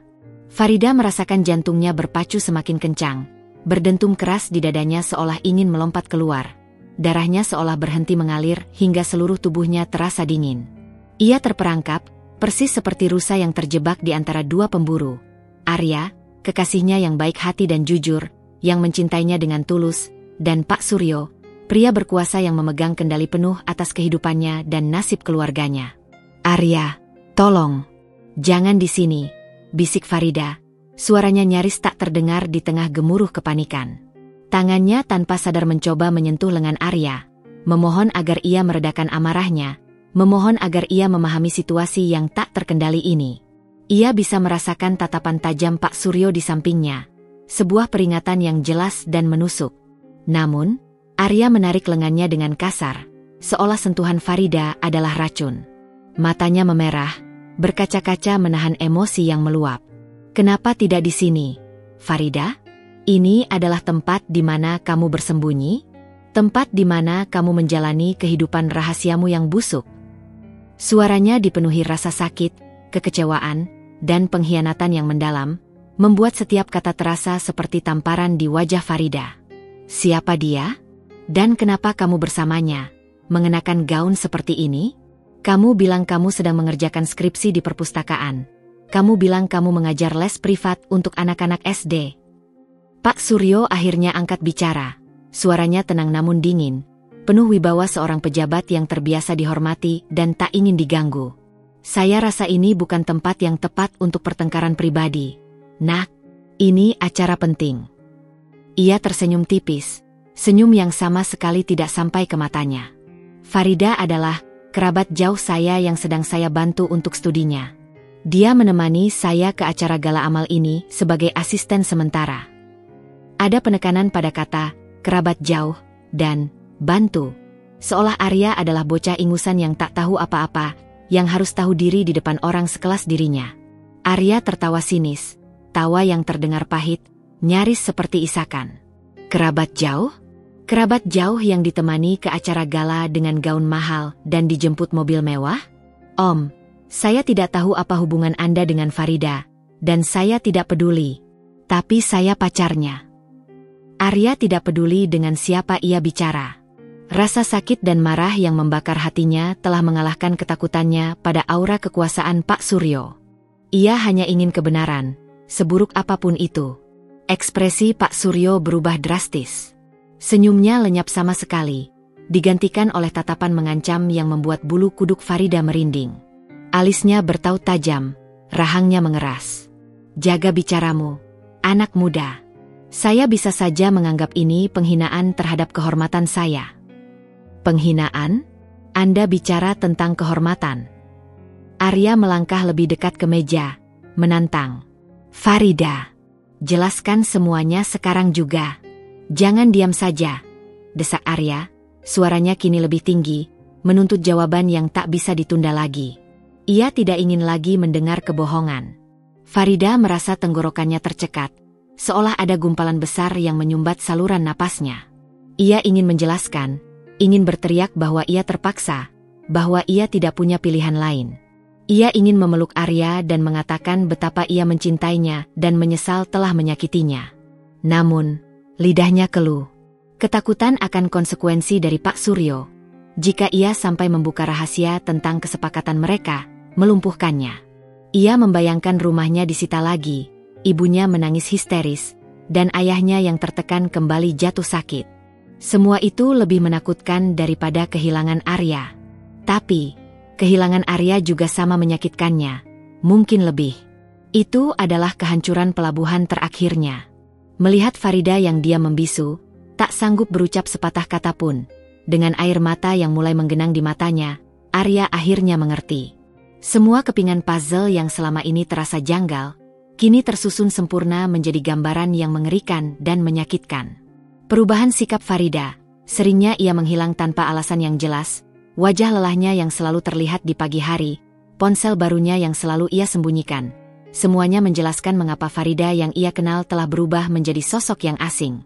Ia tidak perlu penjelasan lagi. Kebisuan Farida adalah jawaban yang paling menyakitkan, paling brutal. Jadi, ini benar, bisik Arya. Suaranya hancur, nyaris tak lebih dari desahan napas.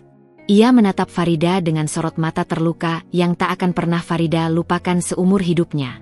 Ada campuran rasa sakit yang tak tertahankan, kekecewaan yang mendalam, dan kehancuran yang begitu pahit. Matanya merah dan basah, menahan air mata yang siap tumpah. Kamu simpanan pria ini. Kata-kata itu, diucapkan oleh Arya, orang yang paling ia cintai. Terasa seperti belati tajam yang menusuk langsung ke jantung Farida, menembus hingga ke dasar jiwanya. Ia merasakan air mata panas mengalir deras di pipinya, tak mampu lagi dibendung. Ia menggigit bibir bawahnya keras-keras hingga terasa perih, berusaha menahan isak tangisnya agar tidak pecah di tengah keramaian. Farida mengangguk pelan, sebuah anggukan yang penuh penyesalan, keputusasaan, dan pengakuan akan kehancuran dirinya. Ia tidak bisa lagi berbohong. Di tengah keramaian restoran, di bawah tatapan penasaran orang-orang yang mulai berbisik-bisik, Farida mengakui aibnya, aib yang ia pikul sendiri. Arya mundur selangkah, seolah Farida adalah orang asing yang menjijikkan, kotor, dan tak layak disentuh. Ada jeda sesaat yang terasa abadi. Aku tidak percaya ini. Farida, kamu. Ia tidak bisa melanjutkan kalimatnya, hanya menggelengkan kepala berulang kali. Air mata membasahi pipinya yang sudah merah. Aku tidak mengenalmu lagi. Kamu bukan Farida yang aku kenal. Pak Suryo, yang sedari tadi menyaksikan drama ini dengan wajah tanpa ekspresi, kini meraih lengan Farida. Cengkeramannya kuat, sebuah tanda posesif. Mari, Farida. Kita tidak perlu berlama-lama di sini. Acara sudah selesai. Ia berbicara dengan nada tegas, menarik Farida menjauh dari Arya, seolah Farida adalah miliknya dan Arya hanyalah gangguan kecil. Arya tidak mencoba menghentikan mereka. Ia hanya berdiri mematung, pandangannya kosong, menatap punggung Farida yang ditarik menjauh oleh Pak Suryo. Hatinya hancur berkeping-keping, tak bersisa. Ia melihat Farida pergi, dan bagian dari dirinya ikut mati. Di dalam mobil mewah yang melaju membelah jalanan kota yang ramai, suasana terasa tegang, dingin, dan penuh kehampaan. Pak Suryo hanya diam, sesekali melirik Farida yang masih menangis terisak tanpa suara. Air matanya tak henti mengalir. Bodoh, bisik Pak Suryo, suaranya rendah dan meremehkan. Kamu harusnya lebih hati-hati. Rahasia ini harus dijaga dengan baik.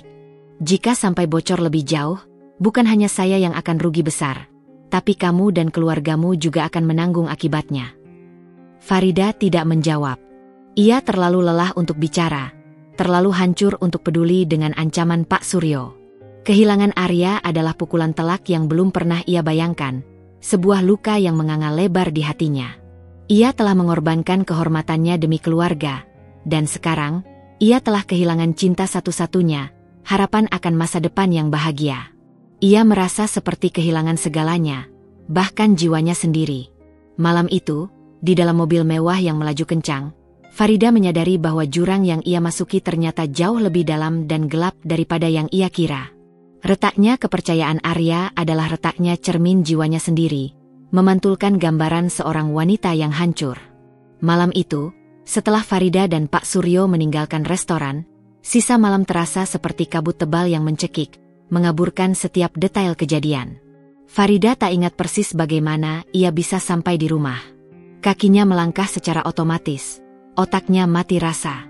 Yang ia ingat hanyalah wajah Arya yang hancur, sorot matanya yang penuh pengkhianatan dan rasa sakit, serta kata-kata, "Aku tidak mengenalmu lagi," yang terus bergaung di telinganya, menari-nari dalam pikiran seperti melodi paling keji. Itu adalah belati yang menancap jauh lebih dalam daripada ucapan keji Pak Suryo, menembus hingga ke dasar jiwanya. Saat mobil Pak Suryo berhenti di ujung gang gelap, Farida langsung turun tanpa menunggu sopir membukakan pintu. Ia berlari secepat mungkin menuju rumahnya yang remang-remang, membuka pintu dengan tergesa, lalu masuk ke kamarnya dan mengunci diri.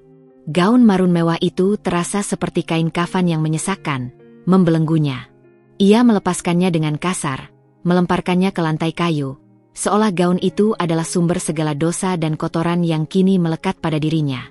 Kemudian ia membersihkan sisa riasan wajahnya, menggosok kulitnya berulang kali hingga memerah, bahkan terasa perih, seolah ingin menghilangkan noda yang tak terlihat, noda moral yang ia rasakan mengotori dirinya. Air mata yang tak henti-hentinya mengalir terasa panas, membakar pipinya, mengalir deras hingga ke dagunya. Ia merosot di lantai yang dingin, memeluk lututnya erat-erat, dan menangis sejadi-jadinya. Isak tangisnya tertahan, tercekat di tenggorokan, ia meredamnya dengan bantal yang ia peluk erat, karena ia tidak ingin ibunya mendengar. Ia merasa hancur berkeping-keping, kosong melompong, dan sangat kesepian. Arya adalah satu-satunya orang yang ia rasa benar-benar memahaminya, satu-satunya tempat ia bisa menjadi dirinya sendiri tanpa topeng kepalsuan, satu-satunya pelabuhan aman di tengah badai. Kini, tempat itu telah runtuh, hancur lebur. Keesokan paginya, Farida bangun dengan mata bengkak dan kepala pusing yang tak tertahankan, seolah ada beban berat yang menindih kepalanya. Ia melihat ponselnya yang lama, yang biasa ia gunakan untuk menghubungi Arya. Ada beberapa panggilan tak terjawab dari Arya, dan satu pesan singkat, "Aku perlu bicara sekarang." Jantung Farida kembali berdebar tak karuan, rasa mual kembali melanda. Ia ingin sekali menjawab, ingin menjelaskan semuanya, memohon maaf. Namun, bagaimana ia bisa menjelaskan kebenaran yang begitu keji, kebenaran tentang pengorbanan dirinya sebagai simpanan? Ia tidak punya pilihan lain selain menghadapi konsekuensinya, sesakit apapun itu. Farida memberanikan diri menelepon Arya. Panggilan itu langsung tersambung, dan suara Arya terdengar dingin, asing, tanpa kehangatan yang biasa ia kenal. "Farida, aku di kafe biasa kita. Datang sekarang." Nada suaranya terdengar datar, namun di dalamnya tersirat kemarahan yang membeku, tidak memberikan ruang untuk penolakan atau tawar-menawar. Dengan langkah gontai, Farida bersiap. Ia memakai pakaian yang paling sederhana, kemeja putih dan celana jeans, seolah ingin kembali menjadi Farida yang dulu, Farida yang dikenal Arya, Farida yang polos dan jujur. Namun, ia tahu, perubahan itu sudah terlalu dalam. Jiwanya telah tercemar, kehormatannya telah tergadaikan. Ketika Farida tiba di kafe, Arya sudah duduk di meja pojok yang dulunya adalah tempat favorit mereka. Tempat mereka berbagi mimpi dan tawa, kini menatap keluar jendela dengan tatapan kosong, seperti patung tanpa jiwa. Meja mereka yang biasa kini terasa begitu asing, dipenuhi oleh keheningan yang menyakitkan. Arya menoleh saat Farida duduk di depannya. Matanya masih merah, ada kesedihan mendalam, kekecewaan, dan luka yang tak bisa disembunyikan. "Kenapa, Farida?" Arya memulai, suaranya pelan tapi menusuk, seperti pecahan kaca yang melukai. "Kenapa kamu bohong padaku? Kenapa kamu tidak jujur? Aku pikir kita adalah segalanya satu sama lain." Farida menunduk, tidak sanggup menatap mata Arya yang penuh tuduhan itu. Ia merasa sangat kecil dan bersalah. Aku minta maaf, Arya," bisiknya, suaranya parau, hampir tak terdengar. "Aku tidak bermaksud membohongimu. Aku hanya tidak punya pilihan." "Tidak bermaksud?"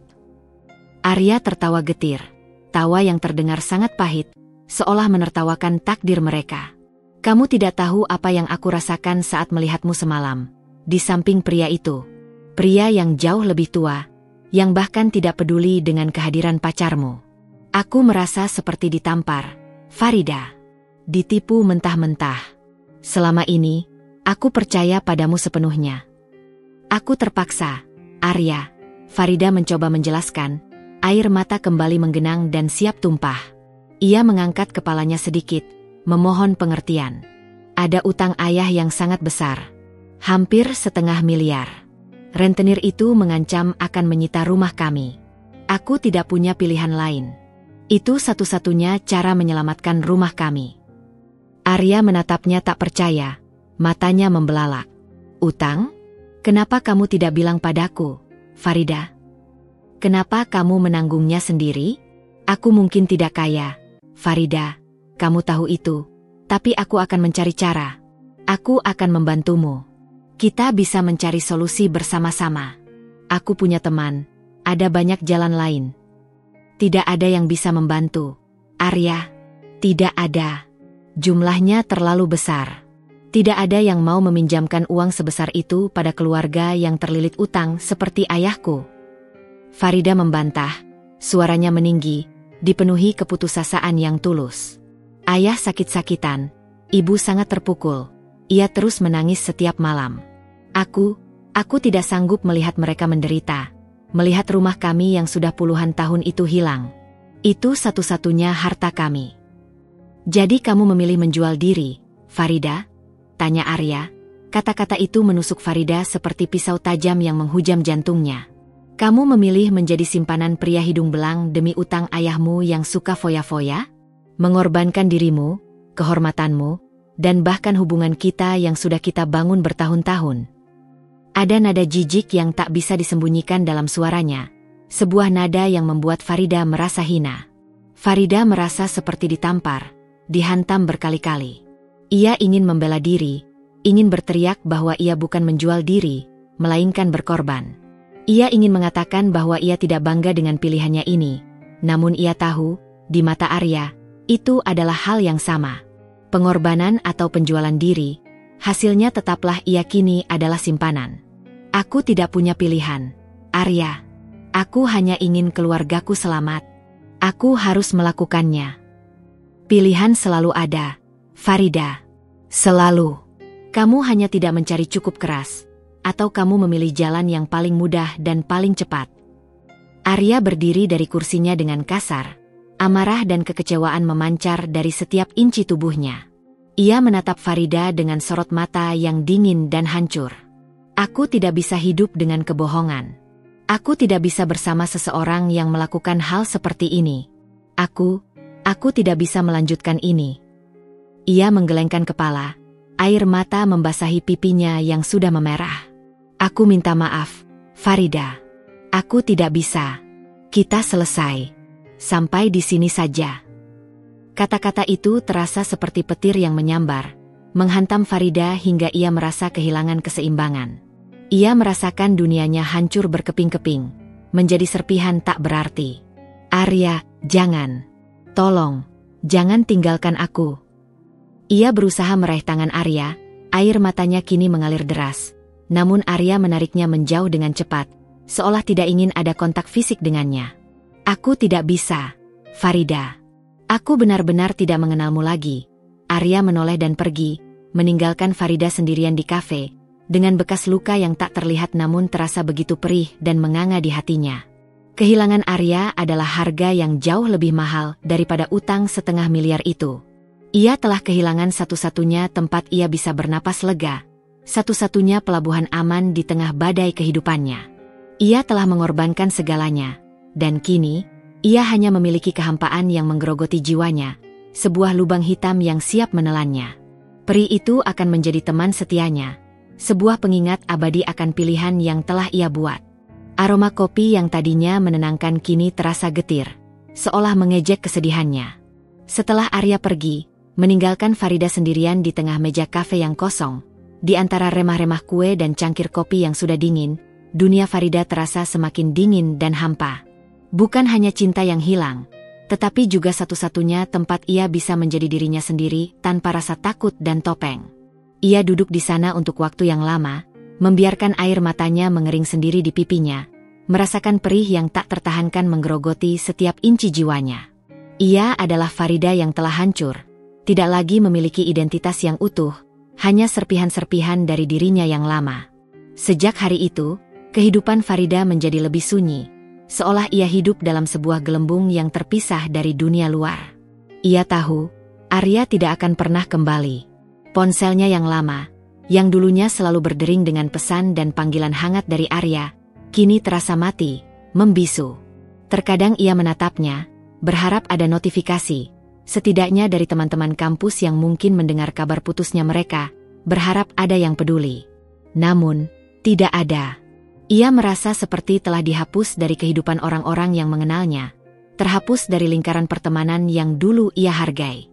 Tekanan dari Pak Suryo justru semakin intens, seolah insiden di restoran itu memberinya alasan untuk mengontrol Farida lebih jauh. Ia menjadi lebih posesif dan mengontrol, mengawasi setiap gerak-gerik Farida dari jauh. Teleponnya datang lebih sering, terkadang di tengah malam buta, hanya untuk memastikan Farida tidak berbuat macam-macam atau membocorkan rahasia mereka. Suaranya di telepon selalu menenangkan, namun kata-katanya adalah belenggu. Ia selalu mengingatkan Farida tentang konsekuensi mengerikan jika rahasia ini terbongkar, tidak hanya bagi reputasinya sebagai pejabat, tetapi juga bagi Farida dan nasib keluarganya. Saya sudah bilang, Farida, kamu harus lebih hati-hati. Suara Pak Suryo terdengar dingin dalam salah satu percakapan telepon mereka, seperti desisan ular. Insiden semalam tidak boleh terulang. Aku punya mata di mana-mana. Setiap pergerakanmu, setiap orang yang kau temui, aku tahu. Jika sampai ada berita tidak mengenakan tentang diriku, atau jika kamu melakukan hal bodoh, kamu yang akan menanggung akibatnya. Aku bisa saja menarik semua bantuan yang sudah aku berikan. Bayangkan ayahmu kembali dikejar rentenir, dan kalian kehilangan rumah. Ancaman itu membuat Farida gemetar, dingin menjalari tulang punggungnya. Ia tahu Pak Suryo tidak main-main. Ia telah melihat betapa berkuasanya pria itu, betapa mudahnya ia mengendalikan situasi. Ancaman untuk menarik bantuan berarti utang ayahnya bisa kembali menumpuk, rumah mereka kembali terancam, dan ibunya yang sudah rapuh akan kembali menderita. Belenggu tak terlihat itu kini semakin erat mencekik lehernya, mengikatnya tanpa daya. Farida merasa terisolasi sepenuhnya. Di kampus, ia berusaha keras menghindari teman-teman Arya, takut akan tatapan atau bisikan yang menghakimi. Ia sering menunduk, menghindari kontak mata. Ia fokus sepenuhnya pada kuliah dan skripsinya, menjadikannya satu-satunya pelarian dari kenyataan pahit yang harus ia hadapi. Ia menghabiskan sebagian besar waktunya di perpustakaan, mengubur diri dalam tumpukan buku, berharap bisa melupakan semua yang terjadi, melupakan dirinya yang telah berubah. Di rumah, ia tetap memalsukan senyum di depan Ibu Fatimah. Sang ibu sesekali meliriknya dengan khawatir, sorot matanya penuh kepedihan yang tersembunyi, namun tidak pernah bertanya lebih jauh. Farida tahu, ibunya merasakan ada yang salah, ada beban berat yang ditanggung Farida, namun memilih untuk tidak mengungkitnya. Mungkin karena ibunya sendiri terlalu lelah untuk menghadapi kebenaran pahit itu, atau mungkin ia berharap masalah ini akan berlalu dengan sendirinya. Keheningan ini justru membuat Farida semakin merasa sendirian, terperangkap dalam kesepian yang tak terhingga. Ia tidak bisa berbagi penderitaannya dengan siapapun, bahkan dengan ibunya sendiri. Ayah Basuki? Ia seolah kembali ke dunianya sendiri. Setelah utangnya lunas, ia terlihat lebih santai, bahkan mulai kembali berjudi kecil-kecilan di warung kopi terdekat, kembali dengan kebiasaan foya-foya yang tak pernah benar-benar hilang. Ia tidak pernah bertanya bagaimana utang itu dilunasi, dan tidak pernah menunjukkan tanda-tanda penyesalan atau rasa terima kasih yang tulus. Farida melihatnya dengan rasa benci yang semakin memuncak, bercampur dengan rasa muak yang tak tertahankan. Ayahnya menikmati kebebasan yang didapat dari kehancuran putrinya, tanpa tahu pengorbanan mengerikan yang telah Farida lakukan, pengorbanan yang menggerogoti jiwanya. Minggu-minggu berlalu, dan setiap hari terasa seperti berjalan di atas pecahan kaca, penuh rasa sakit dan kehati-hatian. Farida harus pandai berakting, menjadi pribadi yang berbeda di depan setiap orang. Farida si mahasiswi cerdas yang fokus pada studinya, Farida si putri yang berbakti kepada ibunya, dan Farida si simpanan yang patuh dan selalu siap melayani Pak Suryo. Ia merasa seperti boneka yang dimainkan oleh tangan tak terlihat, kehilangan kendali atas dirinya sendiri, kehilangan arah hidupnya. Apartemen Pak Suryo menjadi simbol dari kehidupan gelapnya.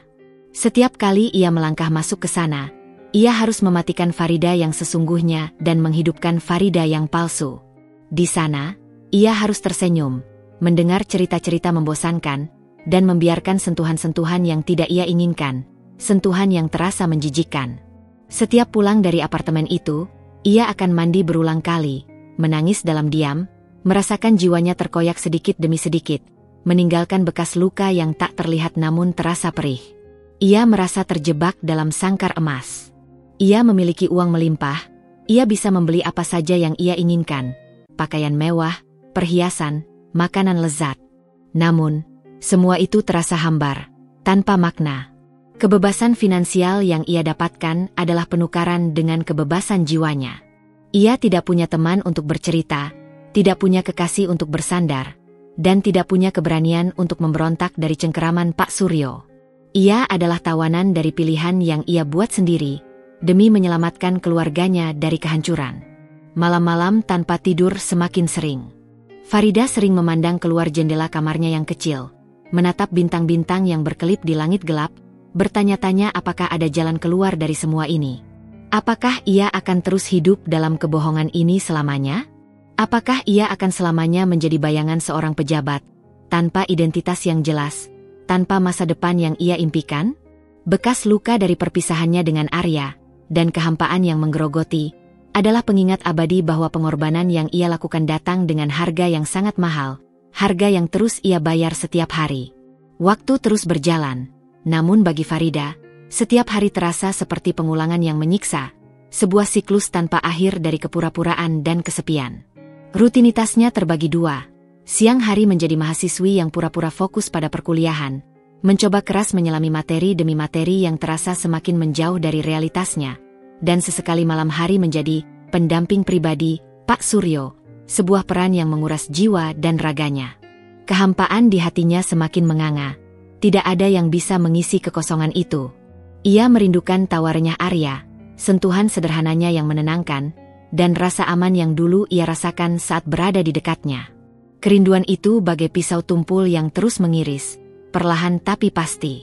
Suatu sore, saat Farida sedang duduk di sudut terpencil perpustakaan kampus, mencoba berkonsentrasi pada skripsinya yang terasa semakin berat dan membosankan, ponsel barunya yang selalu ia sembunyikan dalam saku jaket bergetar. Sebuah nama tak terduga muncul di layar. Indra. Indra adalah adik Arya. Ia satu angkatan dengan Farida di kampus, namun berbeda jurusan. Farida mengenal Indra cukup baik. Mereka sering bercanda dan berbagi cerita ringan saat Arya menjemputnya di kampus dulu. Jantung Farida berdebar kencang. Firasat buruk menyelimuti. Kenapa Indra meneleponnya?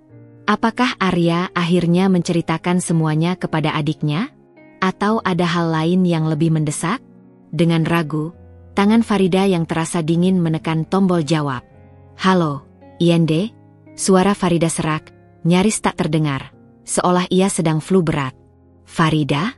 Syukurlah kamu angkat. Suara Indra terdengar cemas, penuh kekhawatiran. Aku tahu ini mungkin tidak sopan atau terlalu mencampuri urusan pribadimu. Tapi, Arya, dia kacau sekali. Farida. Benar-benar kacau. Suara Indra tercekat, seolah menahan tangis. Sejak kejadian di restoran itu, dia benar-benar berubah drastis. Dia tidak mau makan, tidak mau bicara dengan siapapun, dan dia sering menghabiskan malam di luar, entah kemana. Ibu dan bapak sangat khawatir. Mereka bertanya-tanya ada apa dengan Arya. Farida merasakan nyeri yang tajam di dadanya, seperti ada yang meremas jantungnya kuat-kuat. Arya hancur karenanya. Rasa bersalah menghantamnya begitu kuat hingga ia hampir menangis di tempat. Namun ia menahannya sekuat tenaga. Aku minta maaf, Iyende. Aku. Ia tak tahu harus berkata apa. Aku tidak butuh permintaan maafmu, Farida, potong Indra, nadanya sedikit lebih dingin dan tegas, meskipun tersirat kepedulian yang dalam. Aku cuma ingin kamu tahu. Arya benar-benar mencintaimu. Farida. Dia tidak bisa menerima apa yang dia lihat malam itu. Tapi, Aku tidak tahu apa yang sebenarnya terjadi. Dia tidak mau bercerita sama sekali. Bisakah kita bertemu? Aku ingin mendengar semuanya darimu. Mungkin, hanya mungkin, aku bisa membantumu menjelaskan pada Arya, agar dia tidak terus terpuruk seperti ini. Farida terdiam, pikirannya kalut. Bertemu Indra? Menceritakan kebenaran? Itu berarti membahayakan dirinya sendiri dan keluarganya. Ancaman Pak Suryo tentang menjaga rahasia itu, tentang mata-matanya yang ada di mana-mana, tentang konsekuensi mengerikan jika rahasia itu terbongkar, berputar di kepalanya bagaikan kaset rusak. Namun, melihat Arya yang kacau balau karena dirinya, hati Farida terasa terkoyak. Ia tidak ingin Arya menderita lebih jauh. Ia tidak ingin pria yang ia cintai itu kehilangan dirinya sendiri. Aku tidak bisa. Iyende, bisik Farida. Suaranya dipenuhi ketakutan.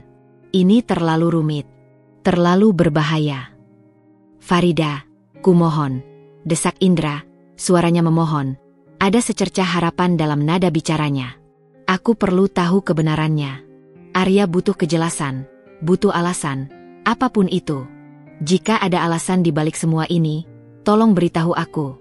Kita bertemu di tempat yang aman. Hanya kita berdua, tanpa ada yang tahu.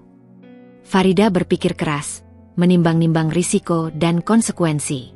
Jika ia tidak bertemu Indra, Arya mungkin akan semakin terpuruk, mungkin akan melakukan hal-hal yang tidak diinginkan. Tapi jika ia bertemu, risiko yang ia ambil sangat besar, bisa menghancurkan segalanya yang telah ia korbankan. Setelah bergulat dengan konflik batin yang hebat, Farida memutuskan untuk mengambil risiko ini. Ia tidak bisa mengabaikan penderitaan Arya. Setidaknya, ia harus mencoba menjelaskan, mencari cara agar Arya bisa mengerti tanpa membahayakan semua orang, tanpa membocorkan kesepakatan dengan Pak Suryo. Baiklah, kata Farida akhirnya. Suaranya mantap meskipun ada getaran halus di dalamnya. Aku akan bertemu denganmu. Tapi kita harus sangat hati-hati, Iyende. Ini rahasia besar. Jauh lebih besar dari yang kamu bayangkan. Aku tidak ingin ada yang tahu, bahkan bayangan pun tidak. Oke. Di mana? Tanya Indra cepat. Ada secercah kelegaan bercampur antusiasme dalam suaranya. Di taman kota.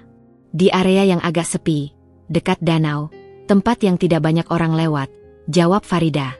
Ia memilih tempat yang terbuka namun tidak terlalu ramai, di mana ia bisa melihat siapapun yang mendekat dari kejauhan, sehingga ia bisa berjaga-jaga. Besok sore, jam 4. Jangan sampai terlambat, dan jangan sampai ada yang mengikutimu. Setelah menutup telepon, Farida merasakan ketakutan yang mencekam menjalari setiap syarafnya. Ia telah mengambil langkah berbahaya, sebuah langkah yang bisa menghancurkannya. Risiko ini bisa membahayakan nyawa dan kebebasan keluarganya. Namun, ia tidak bisa mengabaikan penderitaan Arya.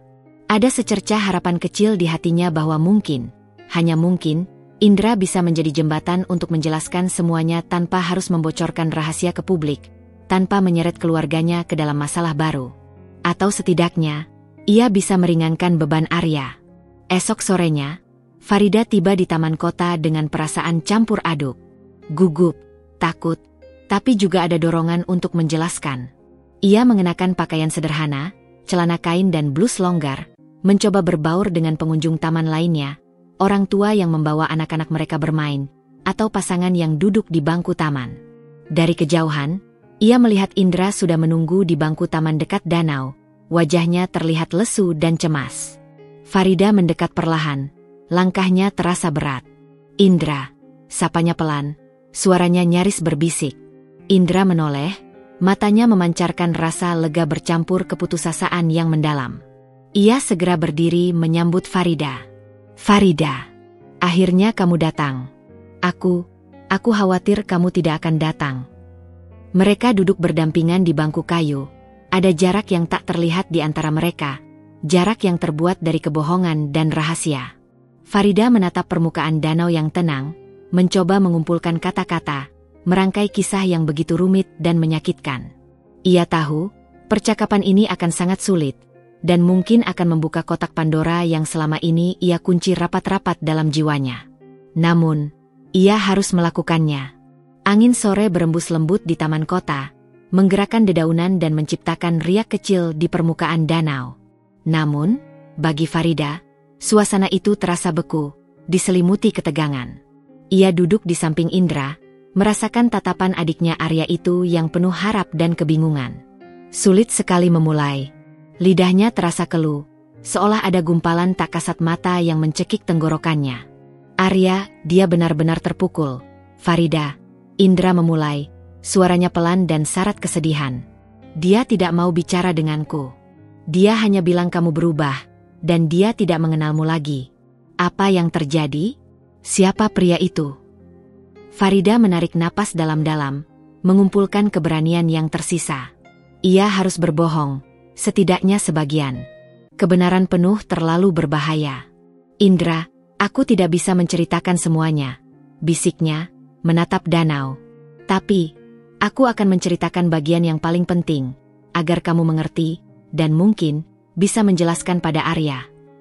Ia mulai bercerita, memilih kata-kata dengan sangat hati-hati, menyaring setiap detail. Ia menjelaskan tentang utang ayah Basuki yang menumpuk, ancaman rentenir yang keji, dan bagaimana ia merasa terpojok tanpa pilihan lain. Ia menekankan betapa putus asanya ia saat itu, bagaimana ia melihat keluarga mereka akan hancur dan terbuang. Lalu, datanglah pria itu. Pak Suryo, Farida melanjutkan, suaranya nyaris berbisik. Dia menawarkan bantuan. Melunasi semua utang ayahku, asalkan aku mau menemaninya sesekali. Menghadiri acara-acara, atau sekadar berbincang. Dia bilang itu hanya sebatas pendamping pribadi. Indra mendengarkan dengan saksama, raut wajahnya berubah-ubah dari simpati menjadi keraguan. Pendamping pribadi? Farida, itu terdengar seperti simpanan, ujarnya hati-hati, ekspresinya dipenuhi kekecewaan. Kamu tahu itu, kan?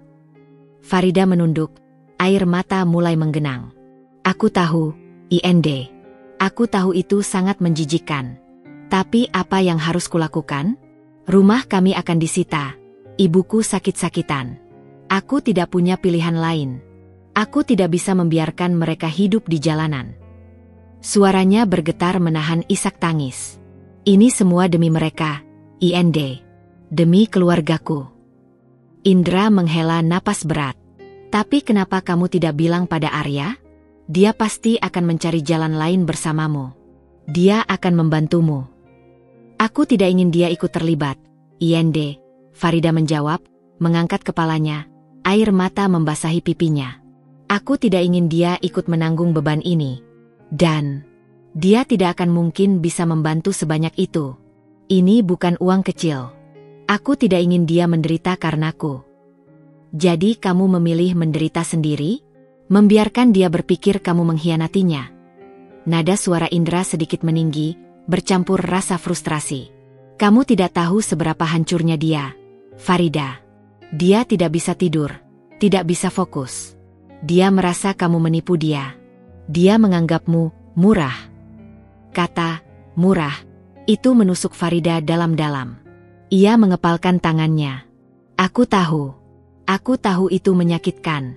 Aku tahu aku sudah menghancurkan Arya. Isak tangisnya pecah, tidak bisa lagi ditahan. Aku sudah kehilangan diriku sendiri, IND. Aku hidup dalam kebohongan setiap hari. Aku mual dengan diriku sendiri.